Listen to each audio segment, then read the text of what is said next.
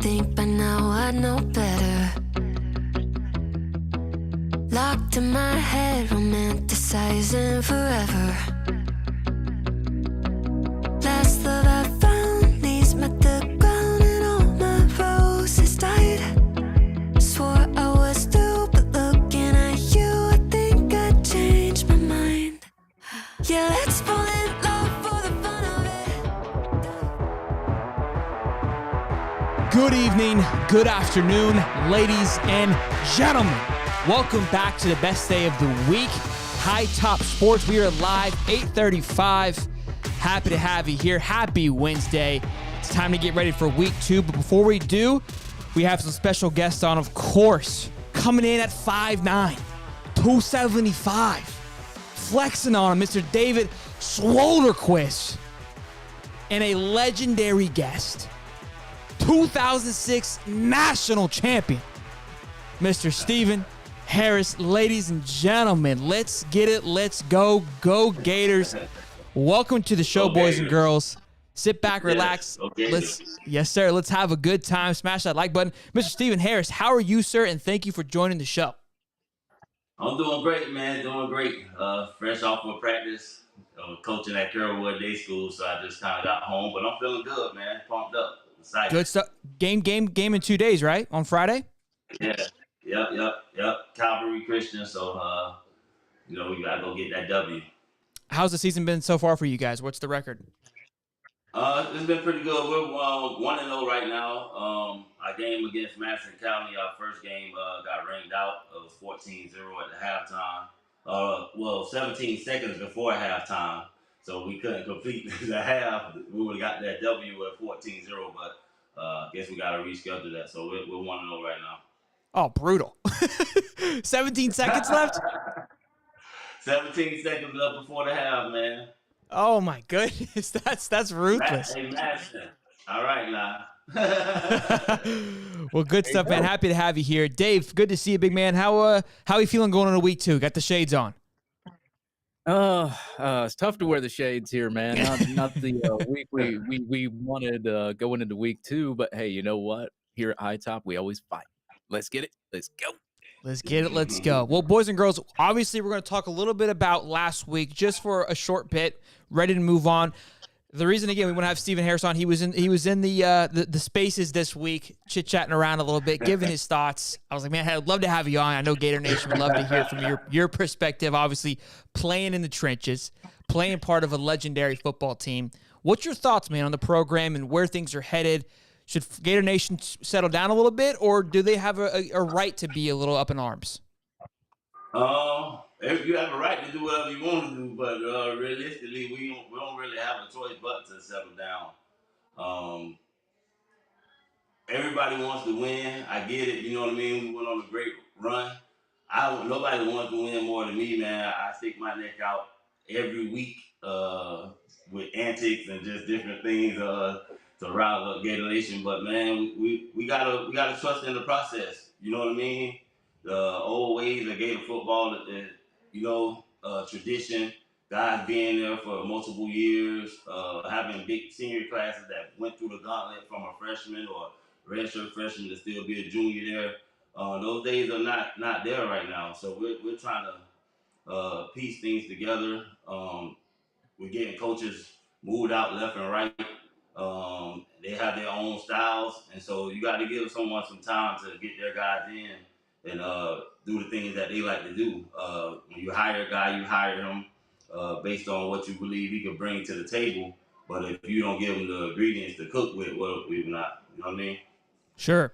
And so there was a little bit of a Twitter battle with Tate Casey and Lewis Murphy this past week, and Lewis kind of expressing his frustrations of like, look, it should be better. Right? There needs to be more discipline. There needs to be more passion on the football field. Are you in that same boat? Or are you more in the Casey camp with, hey, be patient? Because like you said, the talent, we got to restock back in talent. We had a little bit of a downfall over the last few years. There's a fine line between being patient and still installing discipline. It's just tough when you don't have those guys like that been around the program. Lewis comes from my understanding because I brought Lewis in. You know, he came in under us, and we were from Zook class, and we were the guys that were underdogs, the guys that when Spurrier left, everyone that fleed, we were the guys that came in '02 and patched up the Gator Nation. You know what I mean? So he understands what it is to go through that gauntlet and to put in all that work.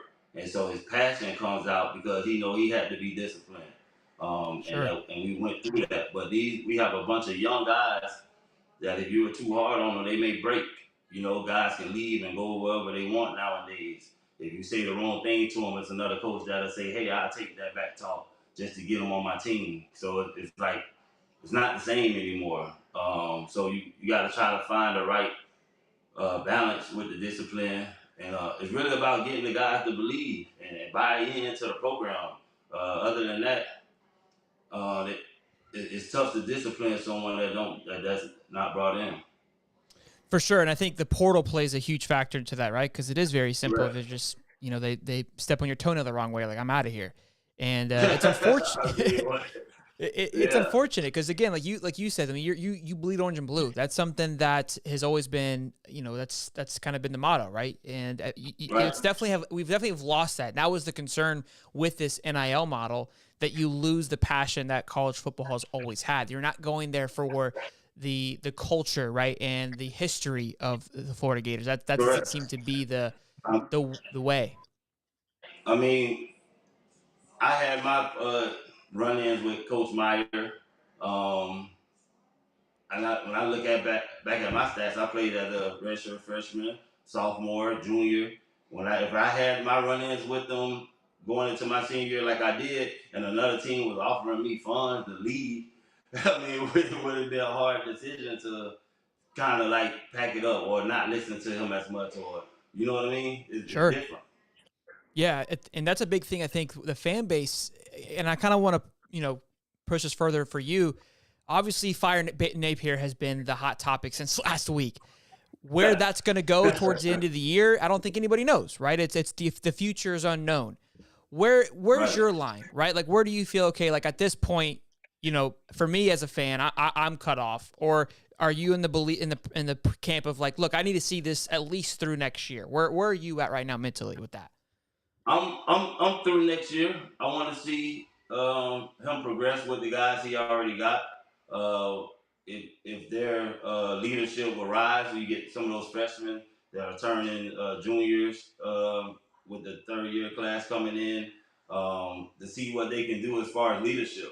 You got to have a great nucleus of guys on your team that control your team. Like a lot of things you can blame the coach for, but for me, a lot of things as a player when we were there, we were accountable. Me, Marcus Thomas, Ray McDonald, Jarvis Moss, Derek Harvey, we all played together. So it was, the coach really didn't have to say much as far as jumping offside, somebody, all the little small things, we took care of that. So, like I said, I mean, we need to see those guys mature. And you're kind of saying without saying, it's like, look, we didn't need the coach to tell us to do our job. We managed our own stations, right? We were our own business managers because we wanted to be that successful. We didn't need someone else to tell us to do our job. And like you said, that just comes with time, right? That just comes with playing together and being bought in. And one thing I will say, just from social media, we have that ability now to see more than ever. And I also feel that, look, the social media plays two parts. I feel like with when you played, you didn't really have social media. All you had was each other, right? I mean, that was your social media, was practice and going to the gym. But now it's very easy to disconnect with your team, right? Because as soon as you leave, there's so many outlets with social media now. You can. It's hard to build that bond like you all did when you played. I think that's another factor that, look, not making excuses, just simply it's crazy. And look, we're talking, a 20-year span, how much things have changed. You know what I mean? Yeah. It's a big difference. Like you said, we hung out everywhere together. No matter if you were on the offense or defense, all the dogs hung out together. You know what I mean? Sure. Now, just from watching and seeing it, I don't see the cohesiveness in the team. I don't see, when I was out there with Jarvis Moss, we out there high five like, bro, hey, we finna do this, man. Hey, he can't block you. I don't even see them communicating on the field with the swagger that resemble a championship type team. Like we used to sell out to the offensive line, like, hey, you can't block me, like, and this visual that we were out there like feeling invincible, like there's another human being across from you. What are we doing? That's a good point. Yeah, Again, I think. Go ahead. Sorry, Dave. Go ahead. I meant to go ahead. No. We were talking about like NIL and obviously transfer portal, and that's the thing now is like it's hard to get that real like we saw Swamp Kings and Urban Meyer and how he really disciplined and drilled it into those kids' head and had a military background and all that. You can't do that nowadays, like you said, with the transfer portal, with NIL. I'm sure some of these folks that run some of these NIL corporations are always bugged by these kids wanting more money. I guess I don't know how that works, but like it seems like now the trend with kids going to schools, and I'm not saying that this is every single kid that goes to any kind of school. Some of these kids just want the higher price, so they'll go anywhere for the higher price. And then when you got that kid in your locker room, does he really care about? I mean, like he cares about playing football. Does he care about the university? Does he care about the traditions? Does he care about the fans? Like it comes to a point now to where it's like it's harder to get that cohesion. You can still get it nowadays in this era of football, but as you said, everybody was like, we want that killer mentality. Well, it's hard to get that killer mentality anymore because if you do have that, those kids are just going to hop in the portal. So you have to have a perfect balance of discipline and of taking care of the kid. And I'm sure that puts a lot of pressure on that head coach. It's tough, like you said. You said a lot of the kids want the higher price, but I would venture to say, why not? I mean, if the ultimate goal is to, I mean, yeah, you're playing, right? But these kids have aspirations of going to the NFL and making money, right? Yeah. And then it's not even just them wanting the higher price. The programs want to offer the higher price to the kid. If you take, for instance, what Dion got going on, right? And it looks great now, but somebody's gonna be knocking at them kids' doors in a second, like saying, "Hey, can Dion really pay you this?" Oh, the first time you get into a spat with Dion at practice, are you out of here? I heard him doing his interview today, or talking about after the game and telling the kids to expect to be great. Don't start acting different. I don't know if any of them start acting different, but somebody gonna start acting different. I don't care where you playing at. Our programs are knocking on doors trying to give money away. So it's not necessarily the kid. It's a lot of distraction, but it's not the money part. You know it's gonna happen, and I don't want it to take away from the game. But the game's gonna be played, and people are gonna win, and they'll move past that. That's why they really don't care. But you won't get cohesive teams like that often. That what Dion is doing to be getting on the buy in right now is because he's Dion. They're gonna listen to him. They're gonna believe him.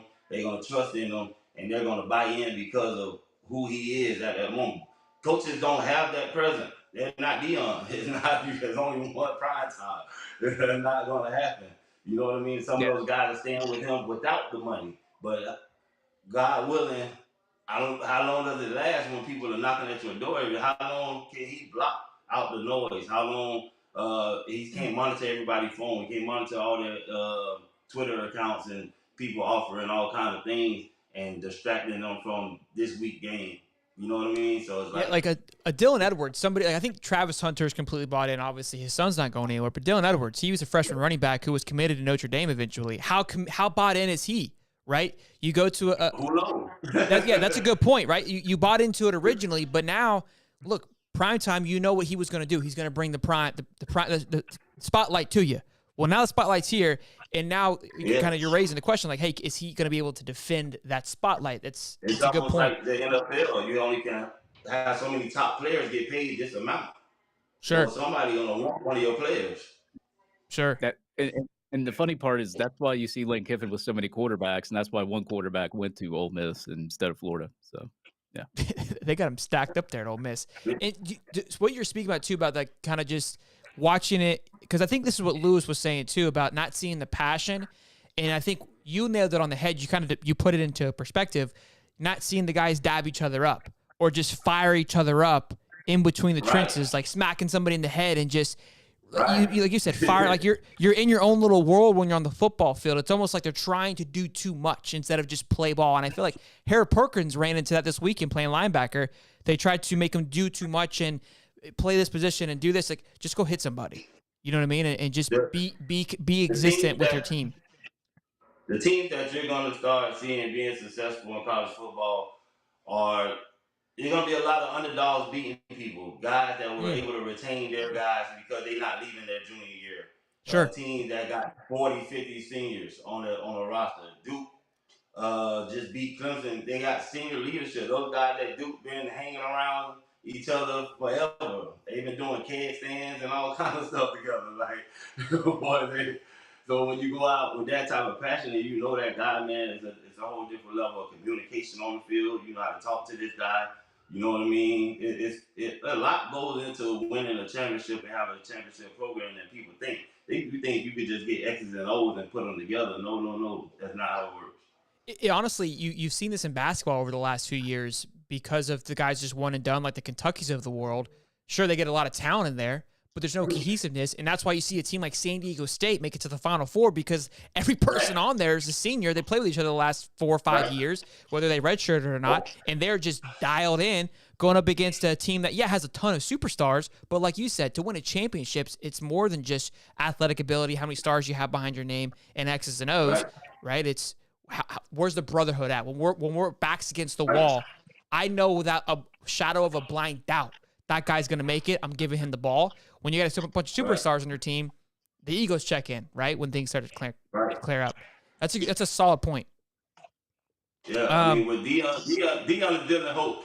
So they're brought in the moment. I pray that it's sustainable, right? But you bring in all those other elements,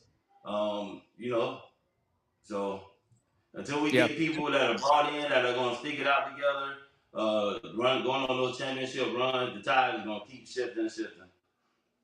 Yeah, and I think it benefits teams more. The more players you can put in the NFL, the more successful you are on the field, the less that I guess the more you can get away with as a head coach, because you can tell those kids, like, hey, like, if you don't like it here, you can enter the portal because they got 1 million 5-stars on their roster. They'll just put somebody else in there and plug and play them. So once you stack the talent up, I think it's a lot easier. And right now, obviously, Florida's not there yet. They're getting there, but I think it's like for Nick Saban, for Kirby Smart, for even Ryan Day over at Ohio State, it's easier for them to just be like, okay, well, if you don't like it, leave. As opposed to Florida and teams that are like Tennessee, Florida, teams like us, we have to toe the line a little bit. We got that luxury. We got to develop our guys. I'm sorry, I didn't mean that. I'm sorry. Don't leave.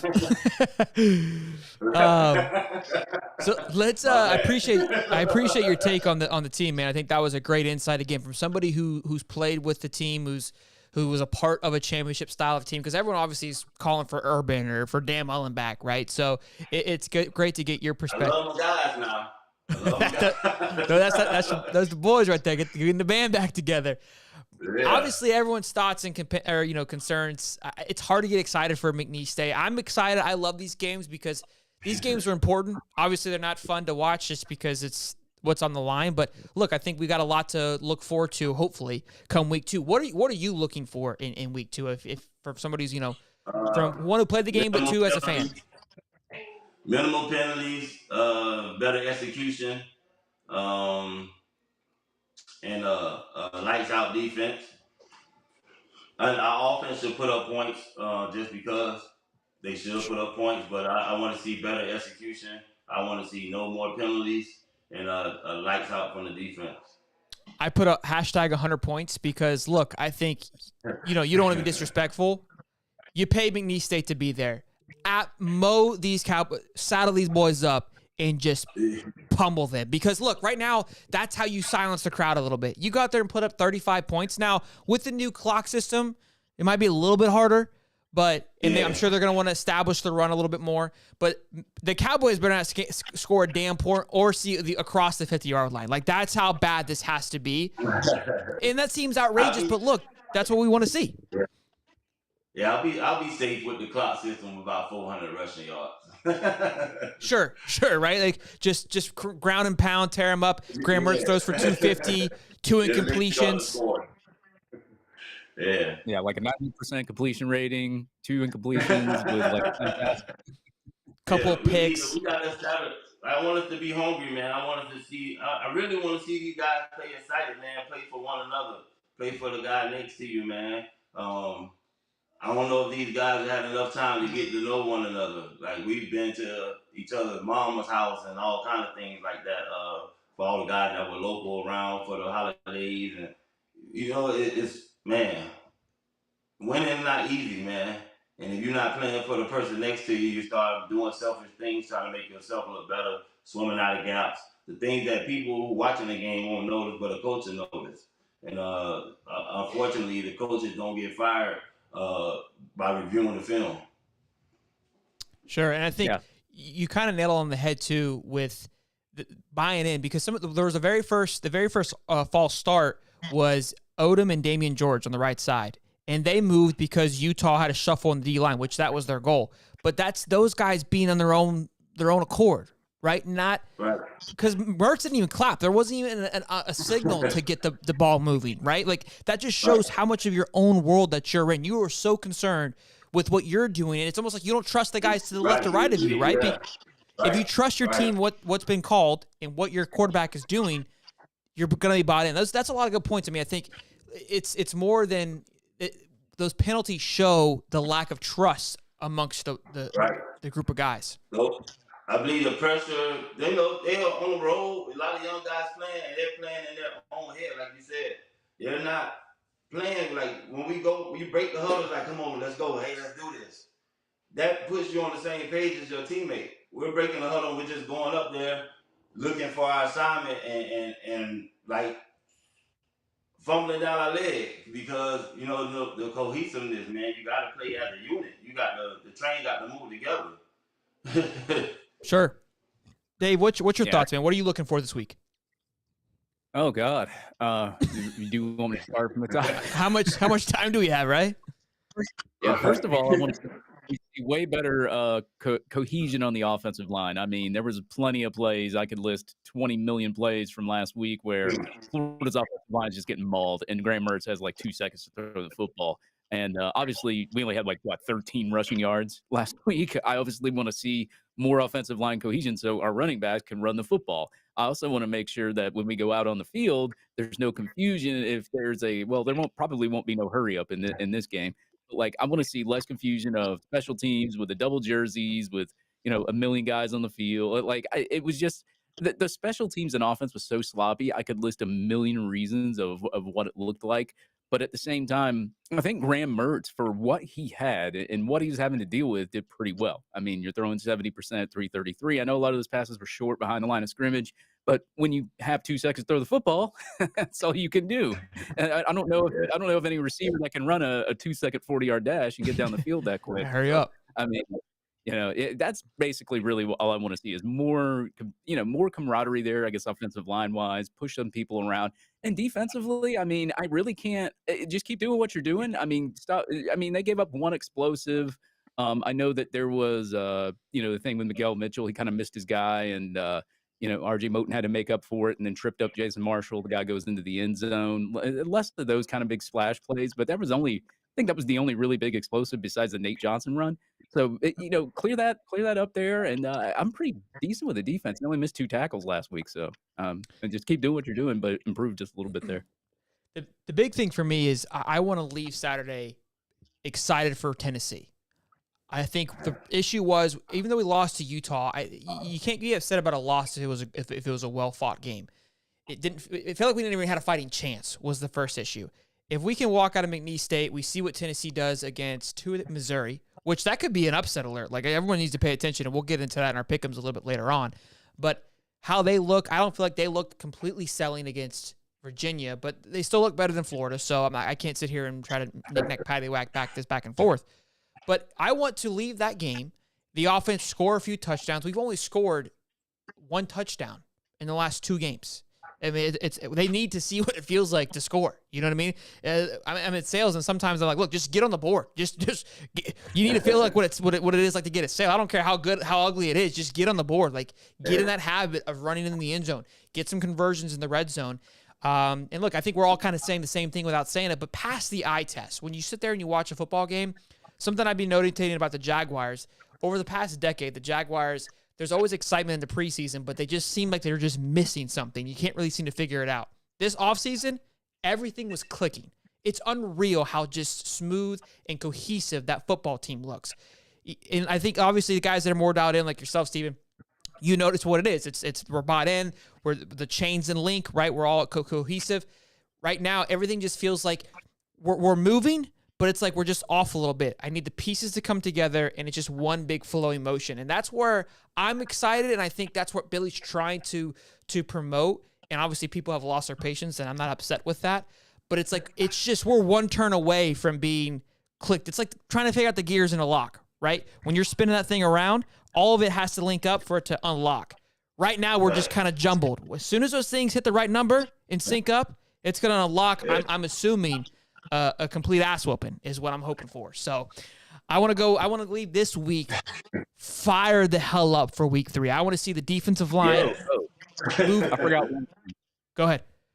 I forgot one thing. Get a sack, too, please. Yeah. I want to see the D-line just elite speed, just laying cats out, right? Again, they're in the same boat where they need to – that's their touchdown, right? They need to see what it feels like to hit somebody. Correct. Look, if any of the D linemen see this, man, y'all listen, man. Foul the ball, man. Foul the ball. Let's get some pressure up the middle, man. Let's smash some face masks in, man. Let's get nasty. Let's get dirty, man. Look, it's football, man. It's another human being across from you. You got blood in his body. You can't let that man beat you, man. Let's go. That's it. I put my pads on, baby. Let's go. Woo. Fired up. I love that. We're clipping that. I'm going to tag some Gator boys in that. Let's get fired up. But I mean, Steven, I really do appreciate you coming on, man. We're going to, before we let you go, though, let's get some Swamp Kings stories before we let you off. We were talking a little bit precast, kind of, what are some of your untold stories? And you were there for the Zook era, and then Urban comes in. At what point were you bought into Urban? How long for it to take, I would say, you and some of the guys that were there well before Urban came? Because you were there from 03 to 06. So you were there a little bit before him. It wasn't like you just got there and it was kind of like, hey, it is what it is. I'm here now. You had some compassion to Zook and I'm sure those other guys. So how long did it take you to buy in? Day one. Okay. Okay. Tell us about it. Well, how so? I brought in day one, but it took a while to get me in, though. But I was brought in. His approach. He did his research on the program. Our first meeting, man, he had us all in the meeting room, and he called everybody out that had an issue, man.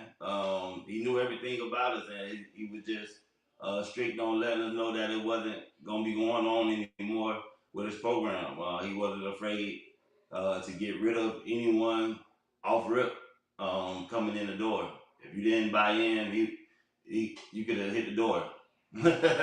Sure. And then I say what really got me is his knowledge for the game. Being in certain meeting rooms with him. Of course, I'm a D lineman, but we would sit in on team meetings.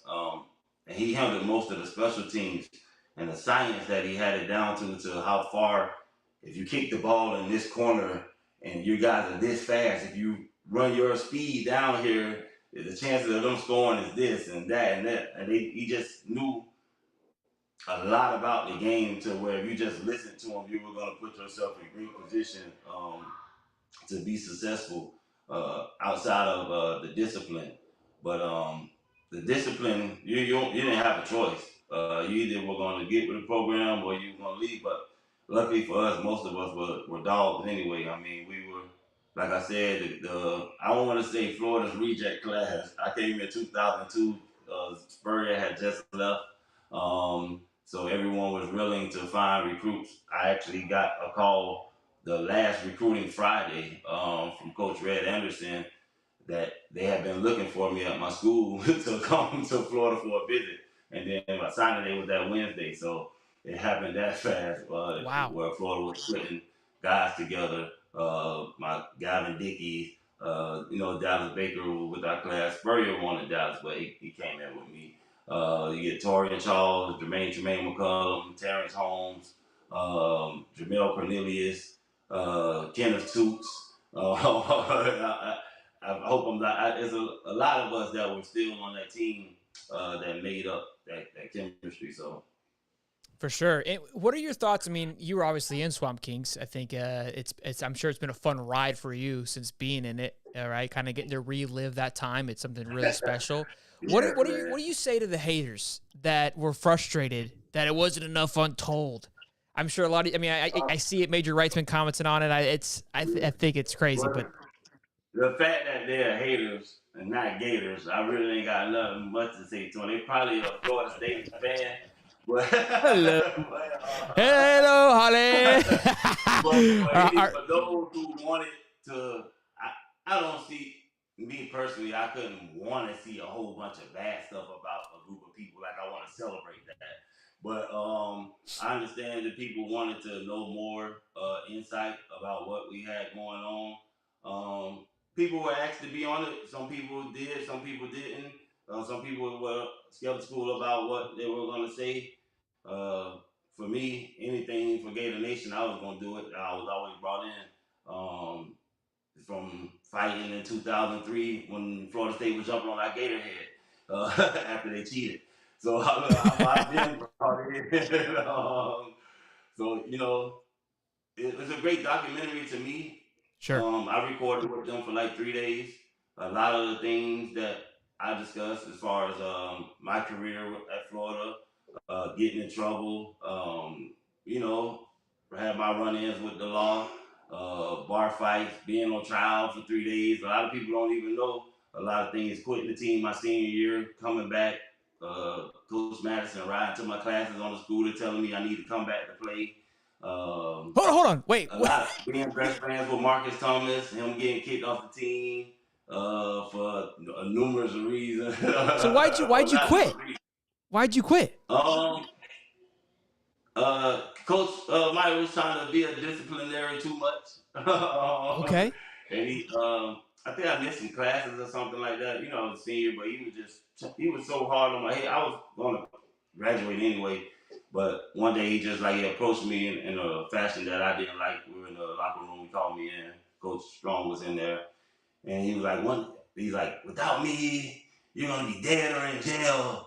And it triggered me because I have a brother who went to prison when I was 9, did 17 and a half years. And I felt like it was a shot at my family. Like I don't need anybody to be successful. Like you wasn't going and I wanted to swing at him, but everybody grabbed me back and I was like, you know what, forget this. You think I need you, I quit. And so I was going from the team right before 2 days for maybe a month and a half, 2 months. And Coach Madison, shout out Greg Madison. I love Coach Madison to death, man. Greatest guy on earth. He rode a scooter to my classes. I told my mom, though, I called her, Mom, I quit, blah, blah. Well, I was like, I'm going to graduate, though. You don't have to worry, I'm going to all my classes. So I went to all my classes, but Coach Madison would ride his scooter to my classes, like, Steve, come back. Come back to the team. Don't worry about Coach Meyer. The guys aren't responding, whatever. They're trying to get ready. And, I'm a big part of the team. You know what I mean? And at that time, Coach Meyer was like, no, you're not going to play even if you come back. And I honestly didn't care if I always felt I was more than just a football player in my essence and being, I love football, but I always felt like you couldn't hold that over my head as a carrot to make me do whatever you wanted me to do. So, but Coach Madison, one day he just came, he was like, man, don't forget Meyer, just come. And I came back, and I wasn't supposed to play, but 2 days was right around the corner. We get into 2-day practice, and they had me on the scout team, and I just told myself, if I'm not going to play, y'all ain't going to get a playoff. So I just started trying to smash all the offensive linemen every play, and we ended up having one of the best practices. That whole stint for 2 days and stuff was one of the best ones. And within that, I knew we were going to win a championship just from the fire we all had out there. So, there's a lot that didn't get told. I know I'm rambling, but a lot that didn't get told as far as the stuff that I filmed growing up, broken home, stuff like that. But once they found the footage of us working out, it was like gold. It was, we had cameras around constantly, but none of us noticed them.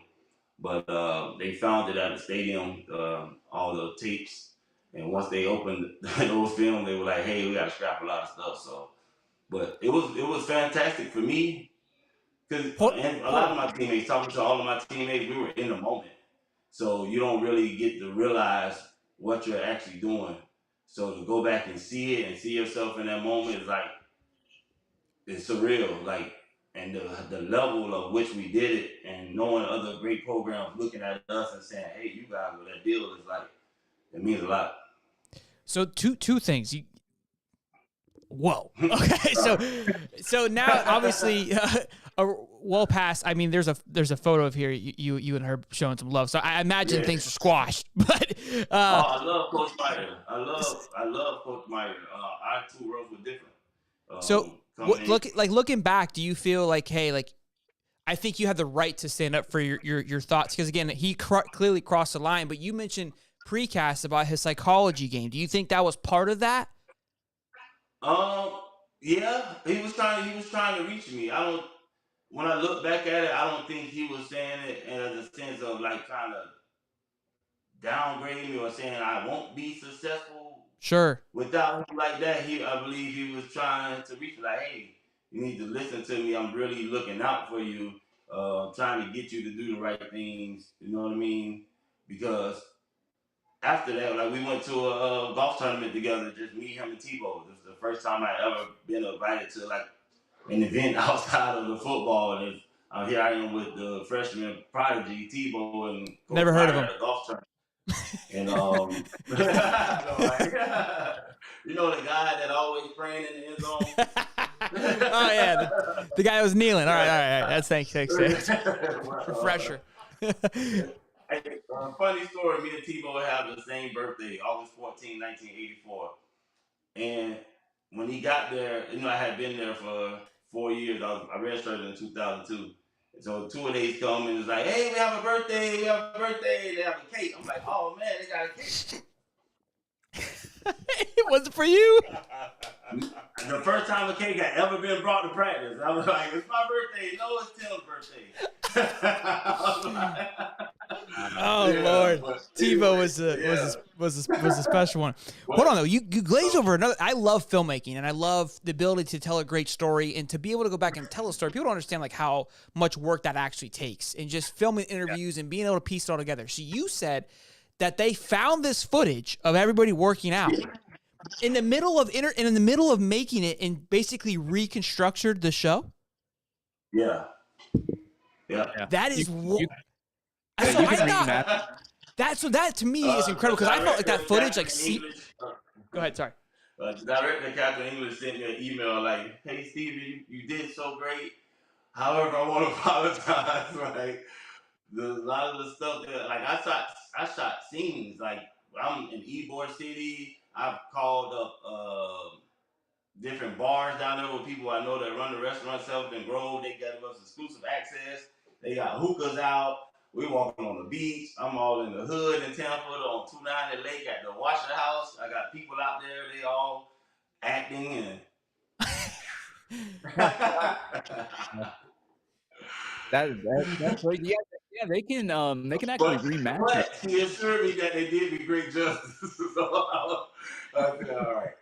That's true. That's wild. So that's crazy. I figured they had that footage, but they just found it and just stored it. So do you know this footage of us doing workouts and stuff? They didn't know what they would find. So the mat drills and of course there were a lot more parts that they didn't show. Of course, you're not trying to scare my people next off. question. I mean, so, that's where I'm headed next. What you saw, imagine what you didn't see. But yeah, so that okay. So you open a whole other. We're writing Swamp Kings 2 here, Steven. I don't know if you're aware, but we are directing and shooting all right here in the moment. So, hey, listen, I can get the band together. Y'all get your word. I love it. So, with the video again, I don't know much. Again, you're aware of this stuff, but were they not aware of this footage? Or again, who, I don't know if you know too, like you said you didn't notice the cameras. Do you know the reason behind recording this? Because when I'm watching this, I'm like, who had the knowledge or the warehouse? Like nowadays you would expect that, right? But back then, wild that I was like shocked we had the footage.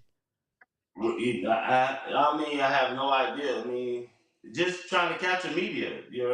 You're paying media guys to roll tape. It's like, I guess the cameraman at the game, if he don't shoot a million photos, why is he there? Sure. I mean, I guess it's just kids, right? Like that's their intern, that's their job. They're trying to if just. you look at it now, even now, their teams, the cameras are rolling. You never know what you're gonna get on tape. So, a lot of people are documenting a lot of things. I guess when you're around cameras so much, you just kind of lose them and you don't realize that they're there sometimes. I mean, when you're dying every day for the workout, you don't have time to look at the camera. So, I mean, we could do this forever. I got one last question about this footage because to me that was the favorite part of the whole thing. Watching these cats get choked out. So the things that we didn't see, like, was that a commonality that just I couldn't imagine. I mean, how were there torn, ligaments? Like, how serious wrestling a grown man, like, you're gonna get hurt or popped in the mouth, and there's no shot that nobody didn't pop off. Yeah. Now, I didn't see Tebow wrestling. Did he wrestle? Oh yeah, everybody. Was he a dog, or did he get spanked? Oh, yeah, man. Tebow was a dog. I won't name the lineman, but one day we were doing a tug of war drill, and Tebow was just killing everybody. But even with the linebackers and tight ends, he just killing everybody. So one of our defensive linemen jump up there like, I can get him, I can take him. And Tebow dragged this man through the weight room, turned the rope over his shoulder, and walked through the bathroom. Playing tug of war with the D-lineman. True story. Man, Tebow was a different freshman, man. Back then, he was such a freshman. So he would run the stadium, and when he finished, he would go and push the lineman after running the stadium. Like, yeah, he was. Who was everything you heard about Tebow is real. Who was the nastiest in mat drills? Like, who just absolutely just put the hammer down? Like King of the Hill. Who was it? King of the Hill at the school? At the mat drills. Like, who was the guy that just nobody could beat? He just tore everybody up. Oh, you wasn't beating me at nothing. Oh, so you were the man. They had to come through you then on the mat drills. Yeah, you might well have quit. I'd throw you a side deal. Hey, just go ahead and let it happen.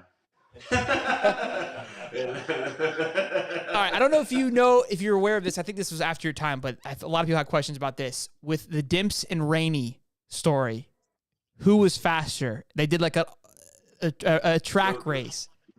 Do you have knowledge of this? Yeah, I remember them racing. I believe, if I'm to my knowledge, I believe Rainey got him. Oh, all right. It's been settled. There's a non. Now you might have to do a best out of 3, but Rainey can move, man. I think Rainey would like to hear that. I think. And Dimps was They both were. Rainey, man. He's got a speed count too. Follow him on Instagram, the Speed Elite count. So yeah, they get you fast. I think like Demps had the faster track time, but Rainey was right up there.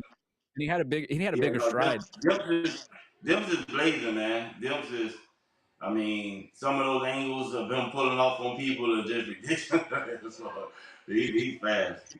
Wow. Well, Stephen Harris, this has been absolutely incredible. This is better than I can imagine. We'd love to have you back on, man. This has, again, been a pleasure. Tell them where they can follow you so they can keep up with you on Twitter. You had some inspiring videos to fire up Gator Nation over the past week, so where can they follow you at, man? I'm Stephen Harris. I think it's Famo Game 365 on Twitter. Look up Stephen Harris. You'll see it 93. On Instagram, it's Stephen Harris 93 Gator. And Facebook, Stephen Harris. You'll see the guy with I got a video up there with my whole Gator uniform on, man. I like to wear it a lot around football season. I get flashbacks. I love it. Well, look, Stephen Harris, I think that people are going to appreciate. I mean, there's so many great clips that we're going to have to share after today's interview because that was a blast. Just I mean, that time was incredible, but I really do appreciate you coming on here and hanging out with us and talking Gator ball, man. It's been a pleasure. God, thank you. Anytime, Yeah, man. You guys need me, let me know, man. I'd love to get back sometime this season and do some recaps. Yes, sir. Absolutely. Yeah. You be good, man. Go Gators. Cool. Thank you. Go Gators. Thank you, Bob. Yes, Go sir. Stephen Chad, Mr. Stephen Harris. I don't even know if I should be on this show at this point. Well, we've discussed this from week to week. I mean, we could all agree on that. What hell of an interview, right? Right. I mean, he was just out there doing his thing, man. Stephen Harris, thank you very much for being on the show.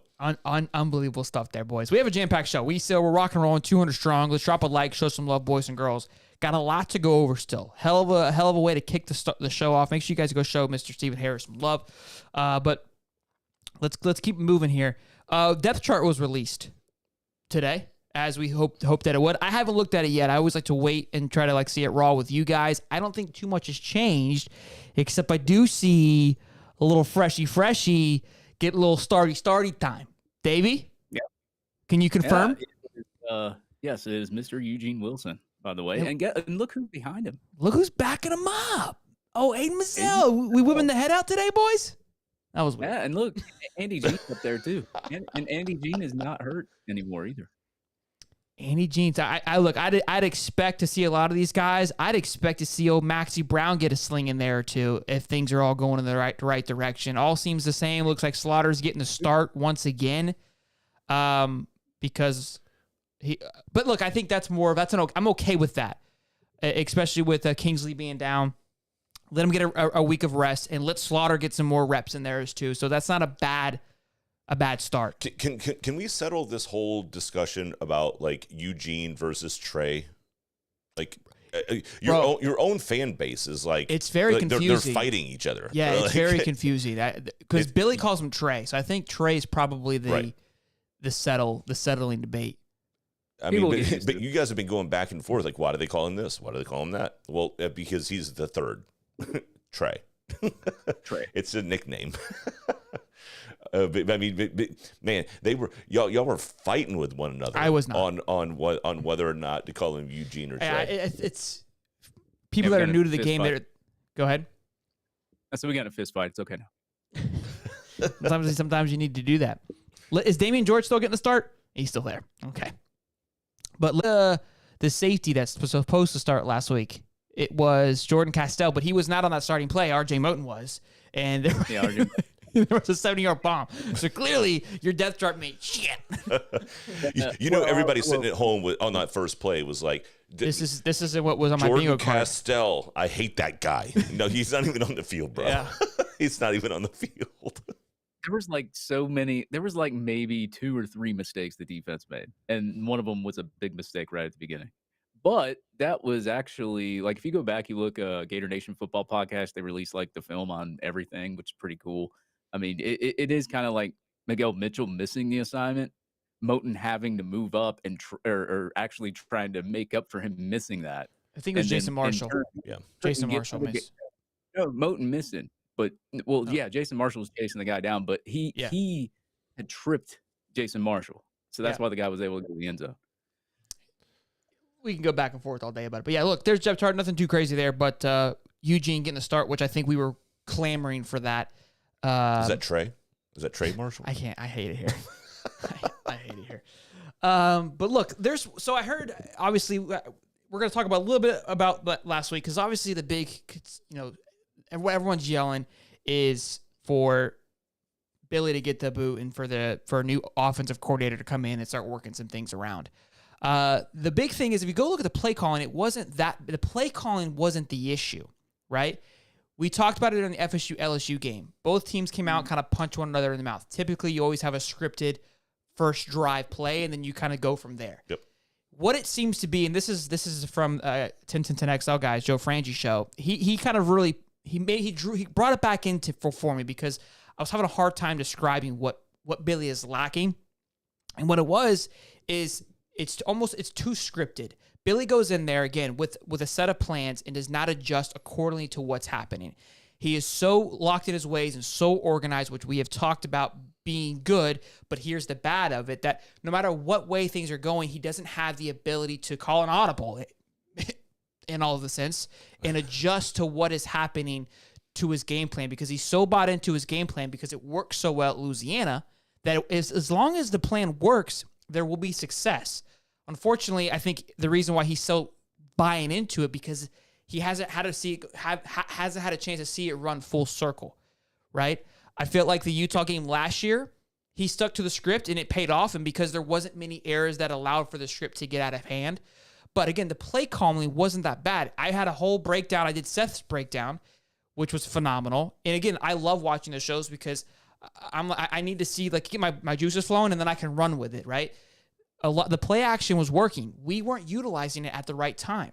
Sit there, look what's going on. And I kept saying, there's a guy upstairs looking down and I go, hey, run the exact same play, but we're going to call an audible and we're going to throw it next time if this guy bites. So tell Graham to watch here. Tell him, right? There's just so many things you could have adjusted. It's a small adjustment, in my opinion.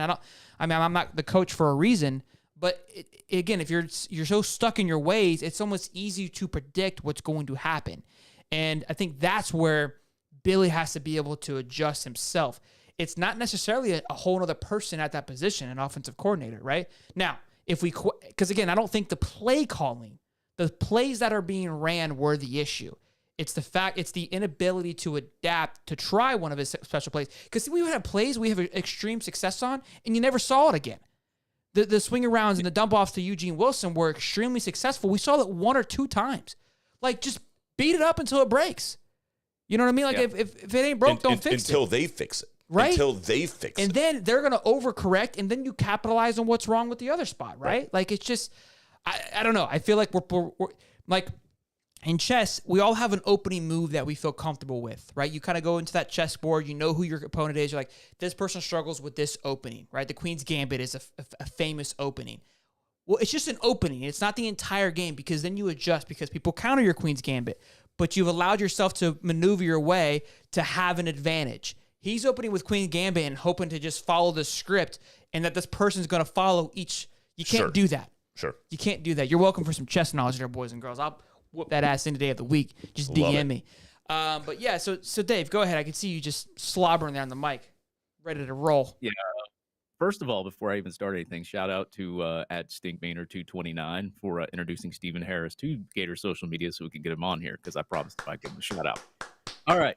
Now, you are correct, Shelton. I would say you are 100% correct, because this goes back to Dan Mullen in the 2020 Georgia Bulldog game, where I think about wheel route until they can't do it. And the whole game, they could not counter that wheel route. So just keep throwing it at them. Kind of like that too, but also at the same time, you can't try the same plays over and over and over again that are not working. You have to switch something up. If you're trying to run the football up the middle, it's not working. Design run plays, option tosses, something like that to get your running backs involved. And I didn't see that. And then I think there at the first half of the game, some plays he tried to get too fancy a little bit. I mean, you had that that god awful like Pitch sweep and the pitch to the tight end. And if he hands it to Pearsall, he gets a first down and probably a touchdown if you go back and look at that replay. So I think, like, I think you got to start looking more at where, at the beginning of the game, where the defense is. Be honest with the defense. See how they're lining up. If it's not working, try something different, because eventually you're going to hit a first down, right? And if that works, and you got that athlete out there like a Eugene Wilson that they can't stop and he's too fast, you got to give him the football. And you didn't give Eugene Wilson the football that much. And you're behind, you were 21 points behind in the second half. And you're running the ball on 3rd and 10. I think I remember Ahmad Black going on Twitter, said, dude, we really ran the ball on 3rd and 10 down 21 points. So it's like you're also killing clock. The new clock rules are intact. So you're going to kill more clock just that way. You got to abandon the run, which they did for the most part. But like, I just thought that the sense of urgency to get up while you're down by so much. I mean, you see the offense looking at the sideline, waiting for the call. Shouldn't they already know the call? Shouldn't it be faster than that? I've seen a million teams this week line up fast when they needed to, when they were behind, we didn't see that at all. It was just lackadaisical. You're jogging up to the line, waiting for the play call, and you're still running the football when it's easier to just try to throw it in completion and stop that clock. But I don't know, man. As I said, I'm not a play caller, but I have common sense and I have logic, and that's not what was used Thursday night. Steve? So Judd said it best, and I sent this to you in a text like during the game, and I know that like after the game, like you did the call-in show and all these. The one thing that Judd said with last year's team was that he didn't understand what the offensive identity was and who Florida wanted to be. Do they want to be a power running game? Do they want to run wide open with 5 wide receivers? Like, what do they want to do? And going into this game, we were hoping that you would get some kind of an offensive identity out of them. And it just felt like they were still looking for that. Sure. They didn't know who they wanted to be. Yeah. They didn't know what they wanted to do. Do they want to run the power running game? Do they want to run these screen plays? Are they trying to go 5 wide? It just never felt like anything that Florida did was establishing who they are. And watching that game, from a fan that's not a fan of Florida, I'm still watching this thing like, well, what are they trying to do? Yeah, that's a good point. I think, speaking to identity, and we talk about the vanilla-ness that Billy brings constantly. I think part of that you got to find some more emotion. It's not getting mad. It's not breaking clipboards, and we'll get into it. And I'll talk about Norvell. And I think I saw it in his eyes when they went down and scored that last time. Now, LSU went and scored one last time to kind of bring it back up. But when FSU scored the last time, that was an emotional score. That was, I've heard what you've said all week. I'm putting it down your ass, and I'm going to shit down your throat, as one Golden Boy once said. That was what Norvell do, right? That was an emotional response to what he had heard all week. You need that in football. But he was emotionless at the same time. But you know what I mean? Like, you need that aggression. Yeah. And I think, and somebody said it in here, that he's too analytical sometimes to adjust to what's happening, because he's like, well, analytically, this is what it tells me to do. There's a lot of good things in there, but you need to be able to tap into it. I'm probably too emotion. Right? I'm way too wild. Hence why you two are here to counter that, right? Like, I know my strengths and I know my weaknesses. You partner yourselves and you surround yourself not with the same personality, but the opposing personality, to bring it up and to continue to push the envelope up. Everyone that's part of this team has nowhere near the same asshole energy that I carry, right? You have your own, right? But a lot of you bring a different personality, a different flavor that we complement one another very much. So no, hey, the one thing I will say is I felt like Florida had the talent on the field, offensively and defensively, to win that game. That's what's frustrating. Yeah, I just didn't. And this isn't a knock towards Utah, because of Utah, I can hear them already. Like, you guys are being... No, we're not. Look, Utah, and what Stephen Harris just said, and I was going to mention a team like Utah, they are cohesive. They are a sound team because their coach has been there for 20 years. Extremely cohesive. They've got guys that have been there since 2015, and that's... I'm joking, I'm making a knock a little bit, but not really. They have been there since 2016, and they've been there for a long time because the talent there isn't good enough to go somewhere and be bought out from a big NIL school. I'm not hating on, that's just fact. And it benefits you up against a talented football team that doesn't have cohesion. And that's what I believe we saw on Thursday night. But moving forward, I mean, I do feel like that there's enough talent on that football to win some field football games. To win games. Yep. Right. And look, if you go up against a Tennessee team right now, I honestly feel like you guys are within 7 points. I agree. I don't. We can talk more about it here in a bit. Yep. But I mean, I just don't feel like the game was as far away as the score. Mr. Nobody says, "Damn, Holly, you're making too much sense." Holly's been dialed in here, boys and girls. Now, Holly comes Sunday night. I was like, Devil Dog said his forehead's still drunk, and I don't disagree. There was an incredible article that I want to dive into really quick. It says, "What are the recruits? What the recruits are saying about the loss?" This was an interesting one, right? We've never really had this much insight. Again, we're getting more and more with just where the world's headed with NIL. These are the pros, in my opinion. And this article is written from Inside the Gators by, I want to make sure, it just says it by the Insider Gator staff. So nobody in particular here. So I'm not taking any credit. I think it was a great read in the sense of some names that are coming in. So I'm going to just read off Kendall Jackson, TJ Abrams, and Jameer Grimsley, their thoughts on the loss. Those are guys that are kind of, Jameer is a top target of ours. And Kendall and TJ are both committed so far. TJ from IMG. Kendall is at Buchholz with Miles Graham. So, 4-star defensive lineman Kendall Jackson says, I think we beat ourselves in that game. On my side of the ball, he's defensive lineman. For those of you who don't know, I think we did okay with the field position that Utah had. I think everybody's kind of in that same boat that the defense played very well for what was given, right? I felt like they were always kind of playing behind the 8 ball. 4-star. This is a new name, but it's 2025 wide receiver target, which is that's a kind of a point of emphasis for us. He said, I was disappointed because I really believe that UF was going to win the game, as we all did. The offense was sloppy. They looked uninterested. Very interesting. This is a 17-year-old kid here, 16-year-old kid, right? That's saying this, 17, 18. I don't remember seeing any explosive plays or big plays from the wideouts. It was a boring game.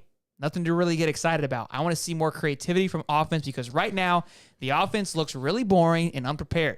It's early and not too late to pick things up and look like a team that can compete for championships. That's tough, man. What's that recruit's name? Oh, geez, Dave's got to go. God, Dave. He's going to get blocked instantly. Like Kobe Howard. No, I was going to say I agree with him. Kobe Howard. Okay. No, I knew you were. 4-star cornerback target. And look, I think the guys that are in 2025 that aren't committed yet, they're probably going to throw a little more honesty because it's very easy for them to go somewhere else. The guys that are closer to committing, they're probably going to be a little more, conservative with it. But Jameer Grimbley says it was disappointing to see a lot of crucial penalties that cost them the game. Simple plays have to be made. They should not have lost to Utah. They play from the secondary. The play from the secondary was okay, but too many big plays, especially their first play on offense, the 7-yard bomb over the top. And then TJ Abrams says, I think the game shouldn't be looked at as a loss and more as a step forward, finding out what guys deserve to be where and what needs improvement. At wide receiver, I feel those guys played hard. Some missed blocks, but besides that, they balled out. So kind of a wide range of feeling. But all in all, look, I enjoyed hearing that. I think it was honestly, because the fans are so sporadic on one side, on the other side, myself included, I think we're very emotional. The commits, as much as people don't realize, they're not like fans like you would think. They've been playing football their entire lives. They're just trying to find the best place where they feel fit. And they're watching it from a business decision. And that was their opinion on it.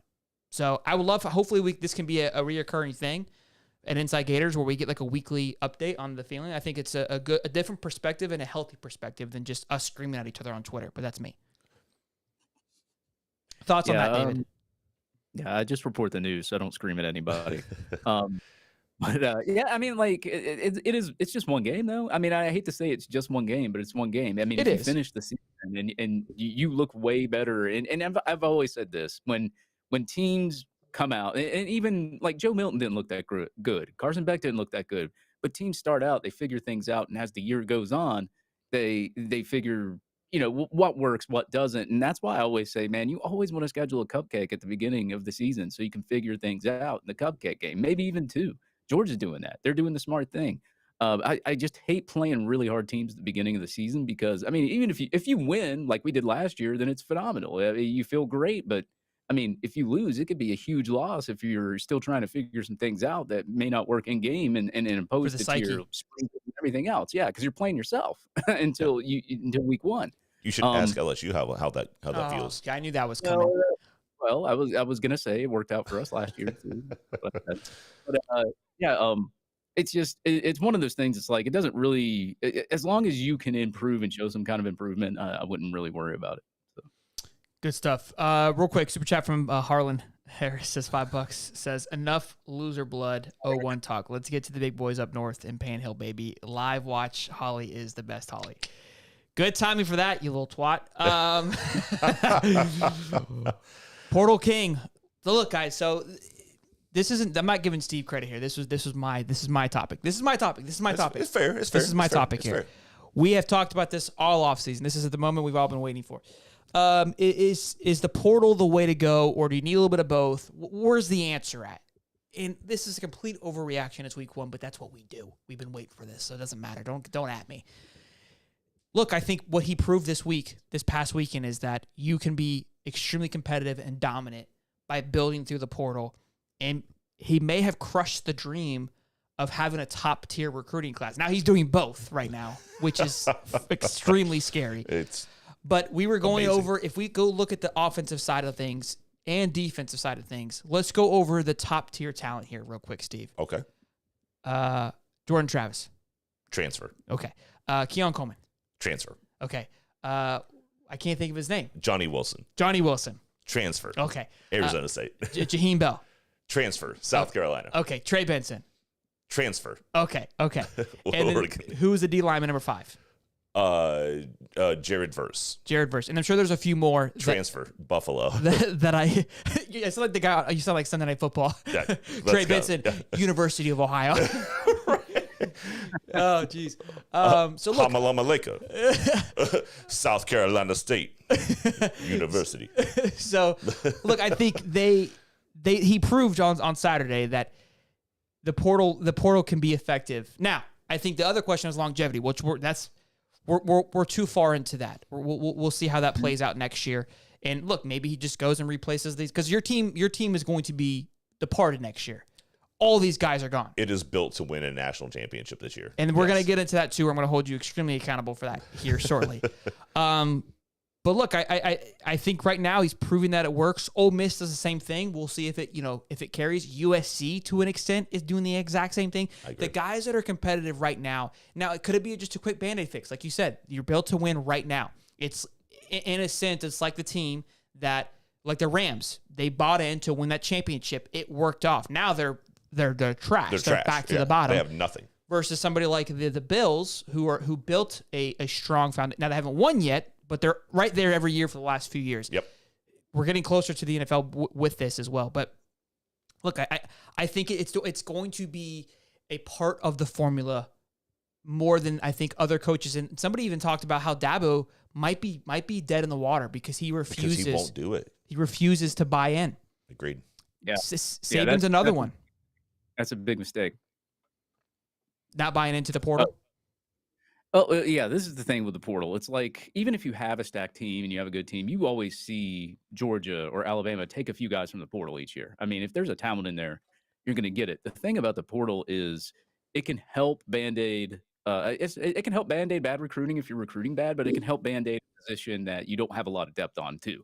The problem with that, though, is that depth only lasts maybe 1 or 2 years. But if you can, and what Florida State's doing right now, if you can recruit very well in high school on top of robbing from the portal, then eventually you don't have to use the portal as much anymore. And that's what Florida State's in now. Of course, Florida State was not good. Willie Taggart did not leave them with a great cupboard when he got there. So Norvell had to do a lot, and he had to do a lot of portaling. And that's what unfortunately happens. I mean, you've seen what Deion did with the portal. And now, look, it's completely changed Colorado around already. So you have to do that from the get-go. But then after a set few years or something, if you start recruiting pretty well, you have to rely on it less. And that's kind of where Norvell's at. Deion will get there because he just reformed his whole team. He'll probably have to use the portal a little bit more too, coming down the stretch. But if he can start recruiting very well, then he'll have to rely on it less just as well. I mean, if you watch that game on Saturday against TCU, I mean, offensively, how could you not want to be a part of that? Especially going into the Big 12, which we know they don't play defense. Again, just watching how each offensive player was utilized and was exploded. I think all top cornerbacks and safeties are going to be eyeing that skull. Look, I've been preaching it since last year, or this offseason. I was getting yelled at the entire time. Phil's going to be right about something. It was the only Kool-Aid that I drank properly. I've been slammed over this past week as a Gator with all my Kool-Aid that I drank. But it is what it is. But yeah, look, I think he definitely proved, at least so far, that it's successful. Now, moving on to the next big topic here. Is FSU the best team in the country, Steve? Hit me one time, big guy. I will not say that FSU is better than Georgia until Georgia isn't as good as Georgia. I mean, they're just too damn good, man. Like they win however they need to win offensively, running the game, passing, whether they have to play defense and it's a low scoring game and their defense comes through. You can call me whatever you want. Nobody's better than Georgia until somebody beats Georgia. Sorry, I'm I sorry. have something built up in my throat. It's ridiculous. Yeah, it's called the cocktail party, and you can't win it. That was okay. That was good. If Florida State plays Georgia in a playoff, I'll just hope they both lose. How about that? I can't do that. Look, I as of now, right now, after week 1, in my opinion, FSU is by far the best team in the country. And here's why I say this. Watching the FSU LSU game, LSU should have won the game in the first half. And that's not me taking a shot. There was multiple times they could have taken the lead, and they did not. Two fourth down stands. I get you. Huge. And that's big on you guys for making the stop. Yeah. But that's Brian Kelly just, dude, draw up a better play. Like, what are we doing here? Something. But I was during the live stream, I was like, you know what? LSU's missing something. Over the past decade, there's always a superstar in LSU. Whether it's Tyree Matthew, whether it's Joe Burrow, JJ, Jamar Chase, Beckham, Leonard Fournette. Like, there's always just this big superstar that you just give it to them and they'll figure it out on either side of the ball. Yeah. Jaden Daniels is not that guy. He's a great quarterback, but he's not that guy. And I was like watching it. Harold Perkins was supposed to be that guy, but they completely misused him. So watching that game, I'm like, there really isn't a guy that scares me on this football team like there usually is. Then you took a look at FSU offensively, like we just went through. I haven't seen a wide receiver core like that, and I got from flack from Ryan. I said, look, this team, it's not the LSU Joey Burrow championship team. It's not. But they have the weapons, and the Keon Coleman 3 touchdowns. I mean, and it looked like he was like just with ease, coasting into with ease. Like and Wilson, if the guy can learn how to catch, give me one W. I had preached that all off season. You did, and you're like, he's going to be the best thing. I'm like, dude, the guy can't catch. I watched it in the Florida game, and he still can't catch. That's an issue. He had like his first 4 catches. 3 of them were for first downs. Sure. But he dropped a couple that were just obvious. He dropped too many that he shouldn't have. Yeah, simple catches. But Keon Coleman, bro, that's like a Cadillac on the field right now. Ridiculous. Just toss the ball to him. Again, we don't know what LSU is. I'm not trying to take away from anything, but regardless of the fact, they still looked really good. I think there's definitely some holes on the FSU side. I think the cornerback play is definitely going to need some improvement. For sure. But the D-line is so powerful. I don't know of another offensive line that's going to be able to withstand that. And look, Jaden Daniels is like a Jordan Travis. He can move his feet, can get around. The ACC, not around that. The ACC doesn't have a quarterback that has wheels like that. I mean, most quarterbacks can run, but not like Jaden Not like Daniels. that. Yeah, no. Not so like that. they're gonna give the ACC fits for sure this year. I do want to say one thing. Because you're pussing out because you didn't say they're the best in the country, number 1. Number 2, we're not. FSU fans are acting like Colorado fans. What Colorado did is much more impressive. You guys won your football game. Yeah. But you were ranked 8th. I had you ranked in my top 5 before the season started. Okay. I felt that it's championship or bust. You and I had this conversation. Mm-hmm. Championship or bust. Act like you've been there before. That's all that I'm saying. We are. I had people today at work going, number 4, baby. Number 4, like, look, to be fair, and I all credit to you. You're right. You are number 4 in the country, but you are in a position where it's at least make it to the big dance. Winning is much harder. It's not like it's a shoe-in, but you gotta be. If you make it to the playoffs, I'm like, look, you're right. You're the dog. You guys earned it. We got 2 games to win. We got to beat Clemson, and I think we have to beat Pitt. I think Pitt's going to be UNC too. You're going to play them in the ACC championship. What about Duke? You Duke, think right? Clemson's out, huh? Yeah, Clemson's done. Huh? Duke looked good too. Yeah, I mean Duke. I think I picked Duke last year last week in Pick'ems. I don't know if you guys know this or not, but I was the only one that picked him because I thought they were going to be very competitive because the spread was like 14 points, which was extremely disrespectful. Because yes, Duke has put together a good team, and look, they might be a threat, but you don't play Duke. Mm-mm. So not unless they go to the ACC. I don't think they get past UNC Duke. I don't think it's that. Though. Yeah, it could be UNC too because they look pretty good too. They beat the hell out of South Carolina. Well, they've got Drake May. I think that team in a sense is like a more mature Duke where they've put together a good senior class. They've got a great quarterback in there, and they have to play each other. North Carolina and Duke play each other. I think one of them is going to kick the other one out. You know what I mean? Like when it comes to If you were to ask me who the better team was, I'd pick North Carolina right now. Yep, and I think so. Over FSU, you think North Carolina is better than FSU right now? No, I said Duke. Oh! I was like, golly, Soder. $5 from Devil Dog says North Carolina's with Drake May will win the ACC. Save your receipts. Save your receipts, Dave. We got 272 people in here and only 84 likes. Let's get it going, boys. Let's show some love and drop a like. We got a lot to go over still. We're not going anywhere, so sit back and relax. Last little bit here before we get into the good stuff for FSU again. This is what Steve and I kind of mustered up. Does Clemson become the Wake Forest? So FSU, since winning in 2013, have had, even before that, have had a history of just losing the big game. Yep. Just losing dumb games. They did it last year. It was Wake Forest, Clemson, and NC State, but Clemson has been the big brother, so that's expected, right? It's always been Wake Forest that you don't expect to lose. You're focused on Clemson, and you slip up and lose to Wake Forest. Yeah, you lose one that doesn't make any damn sense. And now their whole season's down. Yep. You play Clemson before you play any of those teams. With the way that Clemson looked, you thought, do we Wake Forest Clemson? Do we look over Clemson now and get focused on the UNCs and the Dukes? NC State, I don't feel like, but who knows, because at least they're 1-0. Do you slip up on that Clemson? Is it at Clemson? It is at Clemson. That's what I'm saying. So I think there's no shot that we aren't dialed in. Like, that's week 4. We're at Clemson, and we just flexed our muscle on LSU. We know what we're capable of. We know how good we are. I don't think we slip.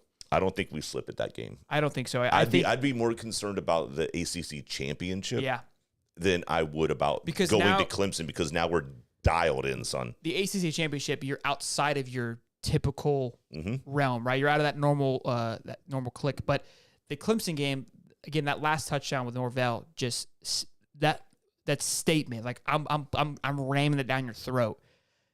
They're 100%, and I think Clemson they're in shambles. Yeah, did you catch that touchdown? Like Jaheim Bell, it was a running play. Jaheim Bell gets into the end zone, and he just literally just throws his arm down and just clowns this dude. Yeah, like to the point where he didn't even look back. He didn't even look backwards. Like, he just knew he just put him into the ground.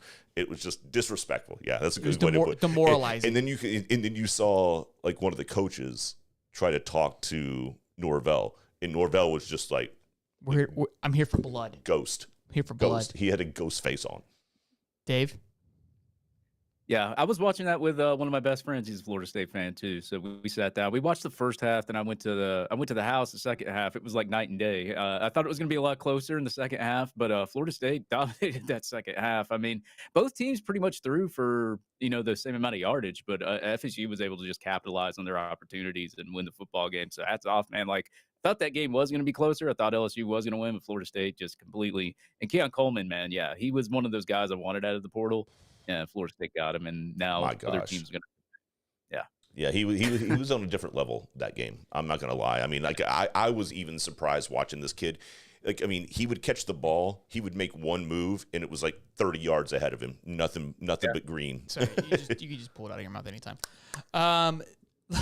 The one thing I will say is, again, coming out of that second half, and what I was just talking about playing chess, Norvell did a phenomenal job of adjusting that second half and not sticking to his system. I mean, they came out and played a different football game.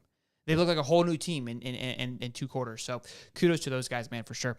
They look good. I hate it. I hate to say it. I think FSU fans still act like a bunch of little bitches about it, but kudos to them. They did well. I mean, look, that's as best as you're going to get. I think I've been respectable. So. Yeah, thank you for that. You're welcome. Thank you.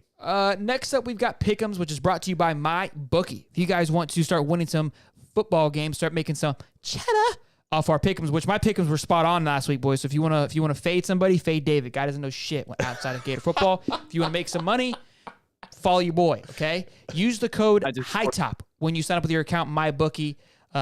It's free money for you guys. Okay. Bet anytime, anywhere, anything. I think is how the slogan goes. So make sure you guys check out mybookie.ag to use it. Again, I had a buddy reach out. He's like, hey, man, I'm trying to use DraftKings. He lives in Florida. You can't use DraftKings in Florida, but you can use MyBookie. You can use MyBookie anywhere you go. Like, that's their whole slogan. So they also have casinos, live casinos. You can gamble, do all that good jazz. We sometimes do poker streams. We have a good time.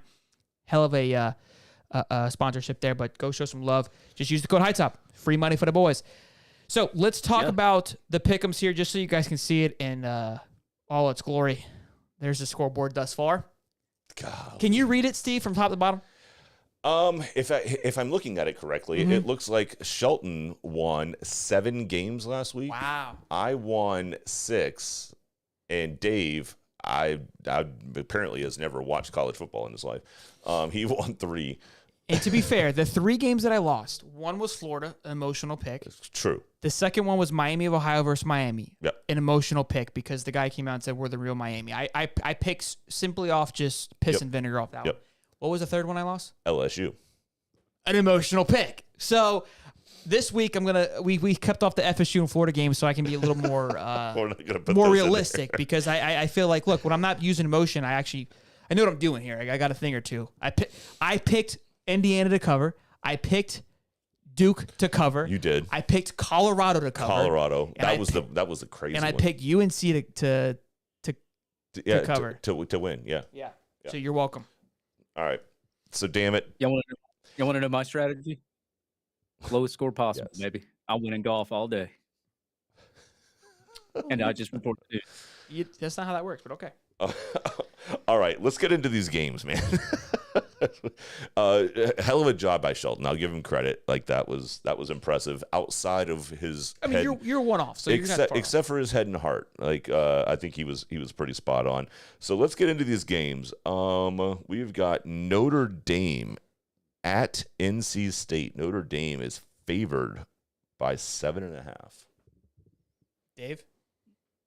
Notre Dame.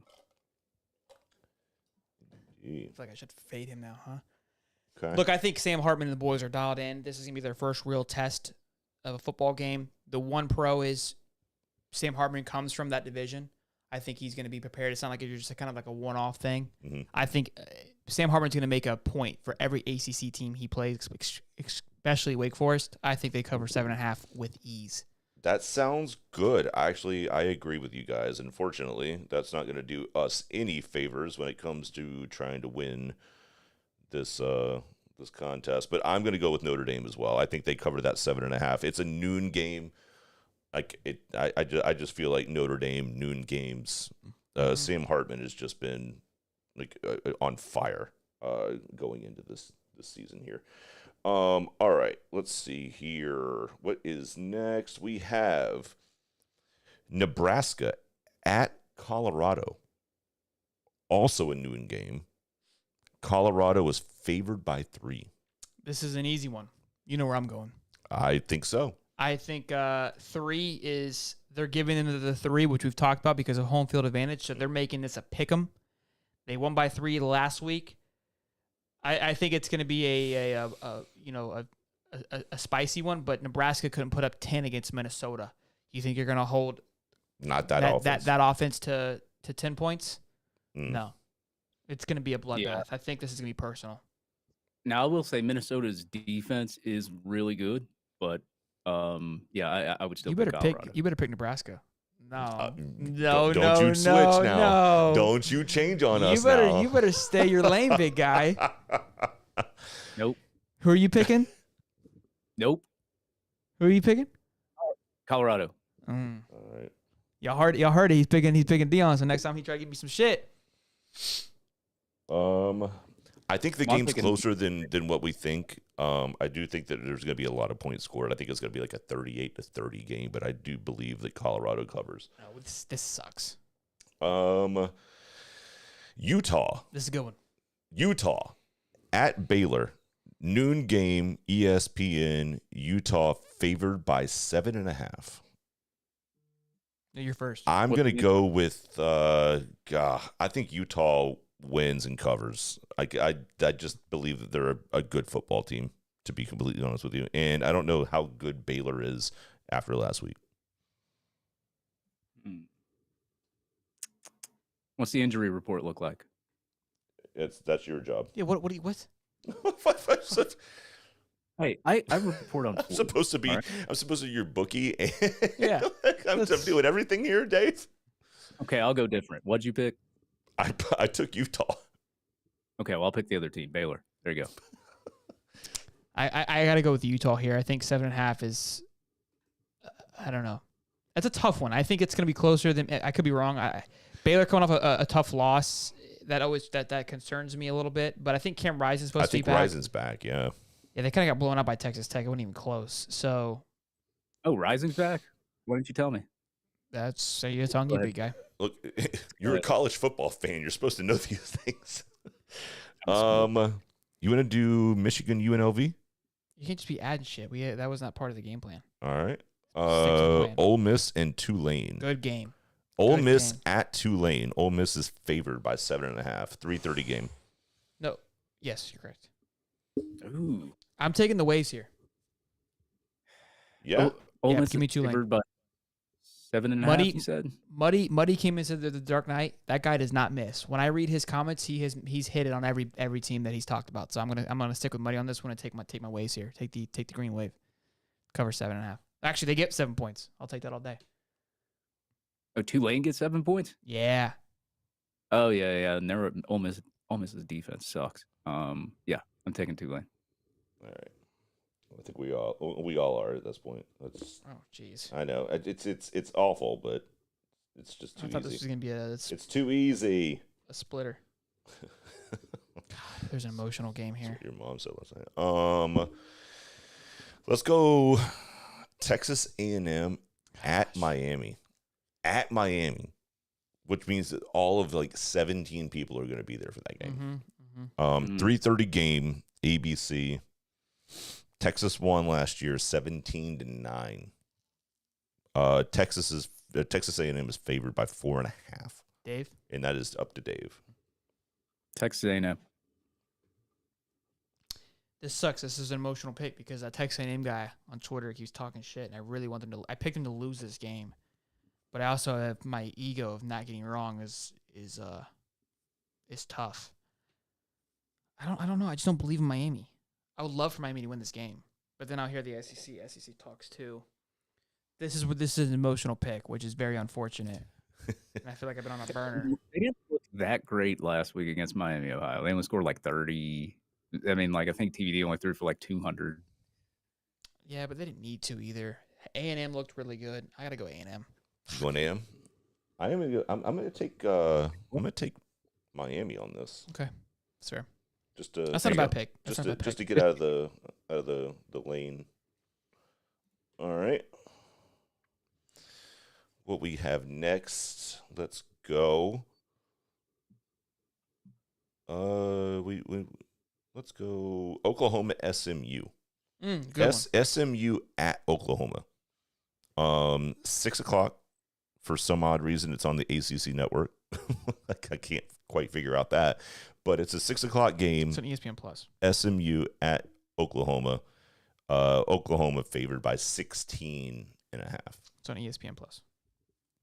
Whatever network you want to tune into, people. Give me the Mustangs. You going Stangs? Yeah, horns up. All right, let's go. It's personal for me. All right.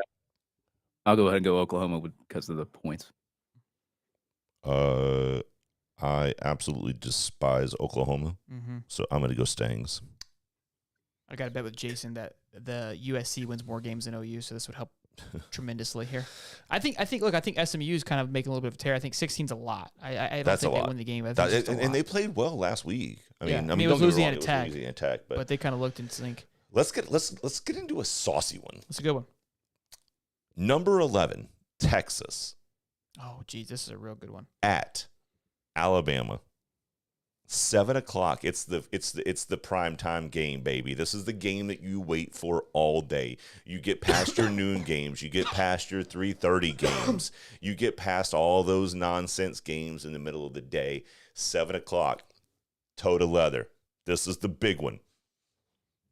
Right now, Alabama favored by 7.5 at Bama. Who you got? Are you up? Q.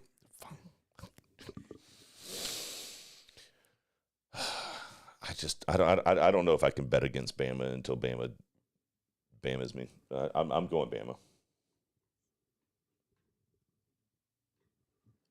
What That's a about you? tough one though, man. That is a hell of a game. Hell of a game. You're up, Dave. So, Alabama. Fair, with the 7.5, Dave. With the 7.5. 7.5 home.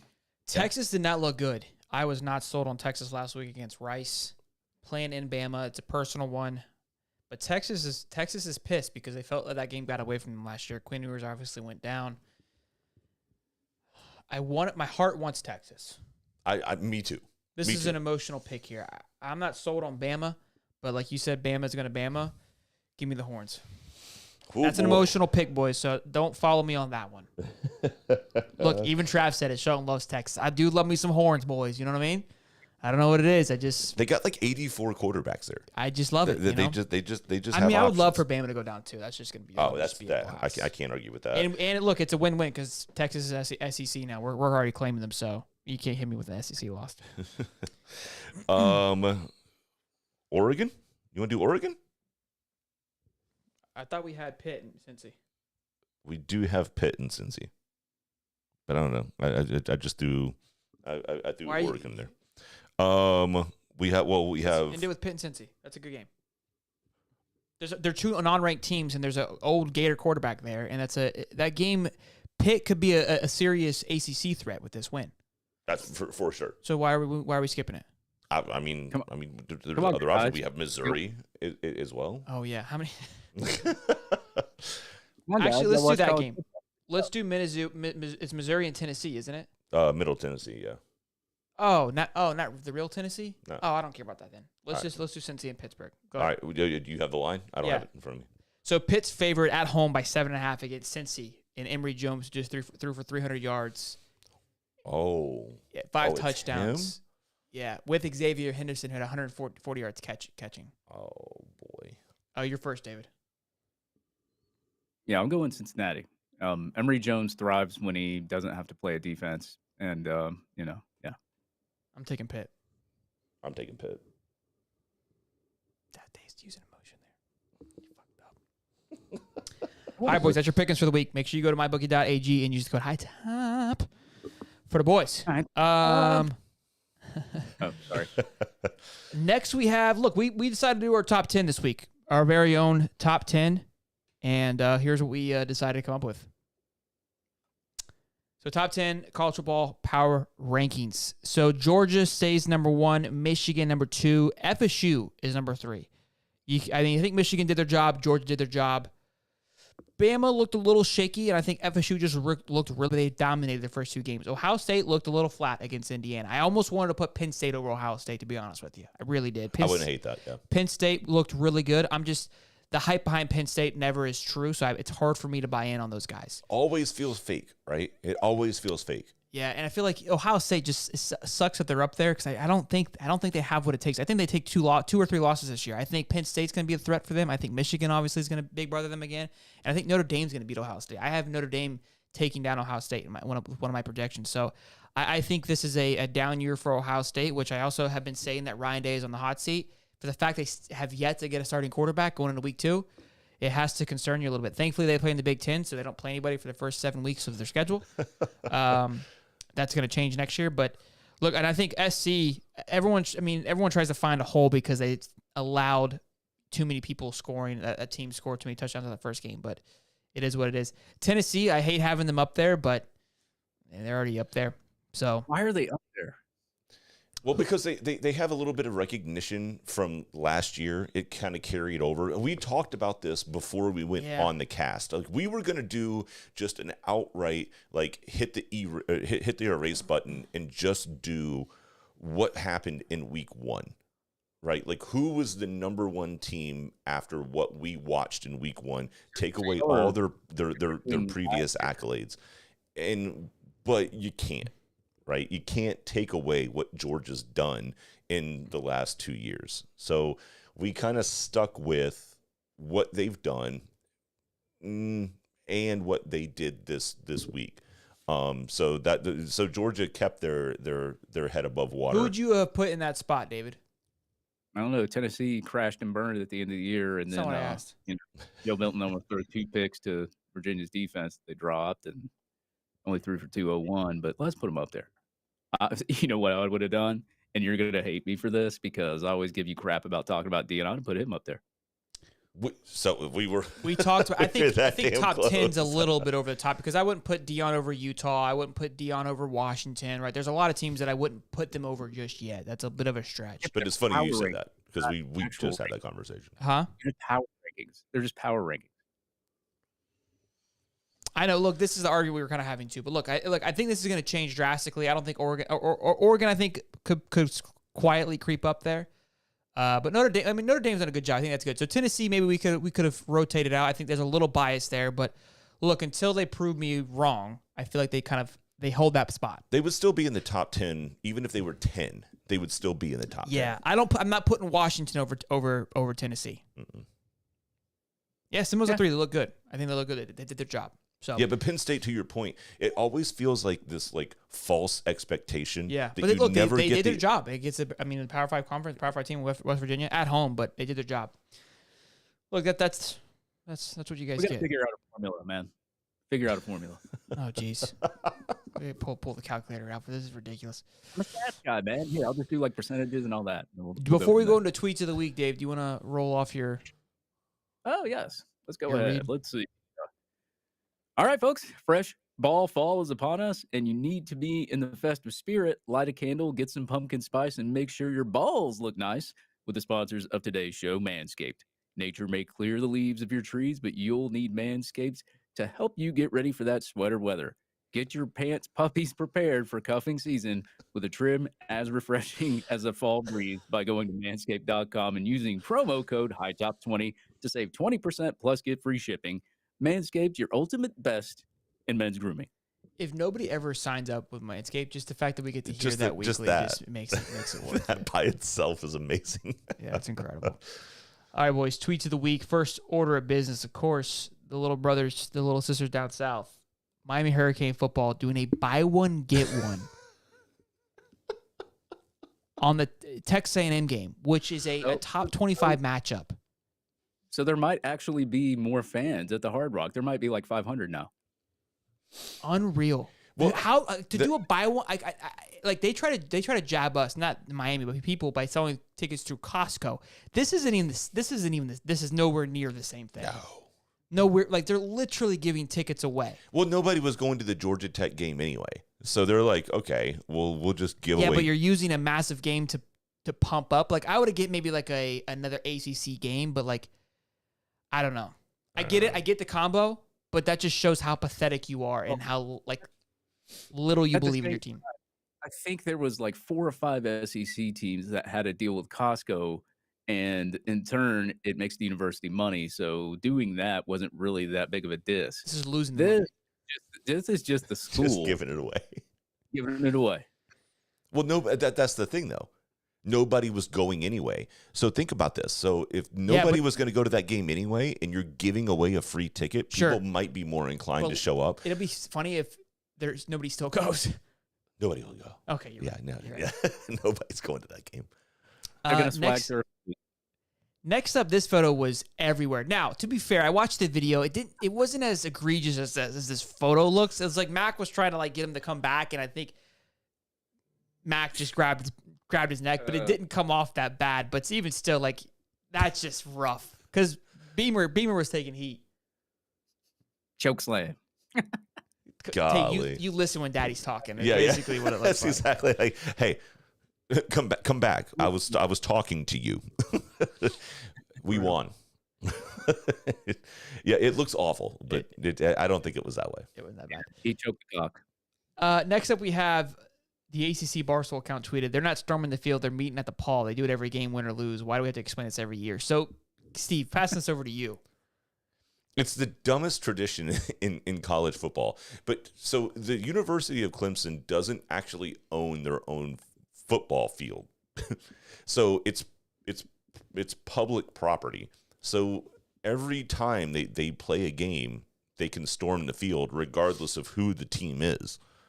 It's ridiculous. But they do it constantly. So like they storm the field.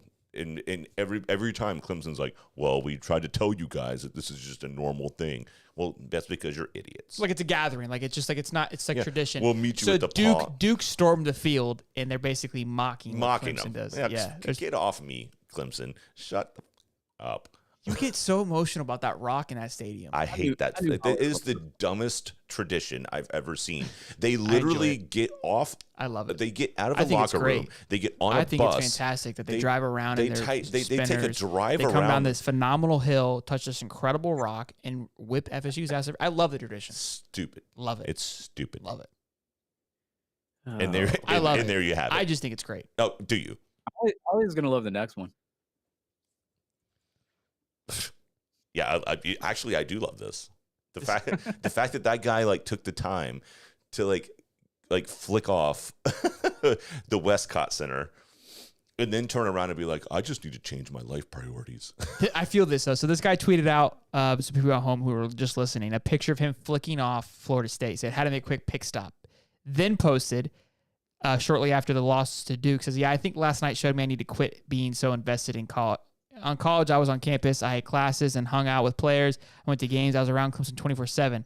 Now I have a career, a family. I need to quit giving this attention and focus on the important stuff. That is a classic line when your football team loses. Trust me, I've been there, buddy. Yeah. Felt that. Hey, but thanks for stopping off at Tallahassee, you twat. Yeah, that's so. Hold on, let Dave go. So aggressive. Go. I was about to say he's just going to go to church on Sunday and go try to find God. Dude, trust me. Like, there was a time in my life where I was like, you get so hooked up, you're screaming at people. It's like, what are we doing here? I felt this. I've been there. Look, having this podcast has brought some of those old feelings back. I've got to realize to stay cool and collected because, like, you're just like, F it. I don't want to do this anymore. Like, that's just where it's at, right? Because the thing is that you realize, like, I have zero effing control over this, but yet it is controlling my livelihood. Controlling you. Yeah. Oh, I'm invested. Like, I mean, my heart's in this. Oh, I'm concerned for your health if FSU takes an L this year. Thank you. Yeah. You think this is bad? We won't get a tweet from Steve, okay? He'll get a slot in the paper. Yeah. When you've covered it for years and your team, like you know about our team, but when your team's just like losing, or if they're winning and then they lose at the most important point or something like that, you kind of become numb to it because like you're just so used to it. And I don't believe so. It never I was going to say, like, I mean, that would just make you used to losing, and I don't want to do that. That's not good. That ain't the drinking increases. That does too. That does too. This is great here. We've got our boy old Brian Kelly. He put on. Just cover relax. Just cover it. Fucking blow it up. All right. Okay. Just break down here. Do you think there was enough creativity with the play calling offensively from this past week? Yeah, I'm not going to get into creativity on the offensive side of the ball or the defensive side of the ball. A few moments later. We could have been more creative with play calling. Just break down here. Do you think there was enough creativity with the play calling offensively? To be fair, I think that was probably a subtle jab. I think that was him being sarcastic.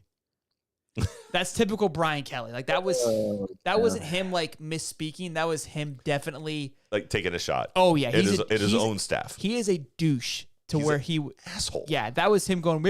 That was him giving you a bullshit response and basically going back to that guy. That wasn't him messing up. That I promise. I He's agree. a douche. I agree. He is a massive douche. Yeah, I agree too. Back to the bottom of the barrel of college football. Clemson here. Blow it up, Sean. Old Dabo here down 13-7. Early in the third, and old Klubnik rushing off. Dabo's got the hand out there for a good second. Like, it's not like it was just quick. Like, it's a good. It's out there. It's visible. And Klubnik gives him the jog by, not even leaves him there. And even Dabo even grabbed his hand, and Klubnik just barreled through it. Look at this. Because there's nobody who's ever said, wow, that Dabo guy is a real swell fella. Look, and even Dabo's like, are you kidding me? Did he just? Giving him the look. It's like he stares at him for a while too. It's hilarious. And so nobody likes the guy. This is what Klubnik goes, no wonder DJ left. And just kept going, right? That's what he said to him. That's exactly what he said. That's why DJ's in Oregon State. He's you know where Klubnik's going? He's headed to his cell phone to call his agent for a transfer. Yeah. That's where he's headed. Yeah. That's where he's headed. Look, the good thing is all the rumors of DJ Lagway headed to Clemson probably got shut down pretty quickly. Probably not there. Pretty quickly. Mm-mm. That's the one pro from this weekend there. DJ Ukulele looked pretty good in his first game. That's what I was referring to. DJ Ukulele. He did. I agreed. Well, boys and girls, also to make sure to keep yourself energized and fired up, make sure you go get yourself some high top coffee from Devil Dog Brewery, boys and girls. Every bag helps out a veteran as well as the boys. So go get yourself some cup. Fill up your cup. You can get your own cups of either me, Steve, or Dave, or all three, however you guys are feeling. I mean, I got a mug. I got a mug. You can drink out of Steve's forehead. I mean, I don't know what else you want. Who wouldn't want that? Yeah. With that mocha, that mocha's tight. I'm not gonna lie. We are almost 2 hours in. 200 people strong, boys. I assumed it would be a lower stream. People are not excited for this week. People are frustrated from the Kool-Aid that I fed, and I appreciate that. But look, bounce back weekend here, boys. Let's have a good weekend. Be good. Stay safe. God bless. Love you. Until next time, I'm Sheldon. I'm Holly. And I just report the news. Boogity, boogity, boogity, boys. I gotta piss. Have no regrets, yeah, I'll tie up my chest. I'll never forget what it's like to be in debt. Been stabbed in the back bed, I'll show you what happens. Pass me the mic and I'll show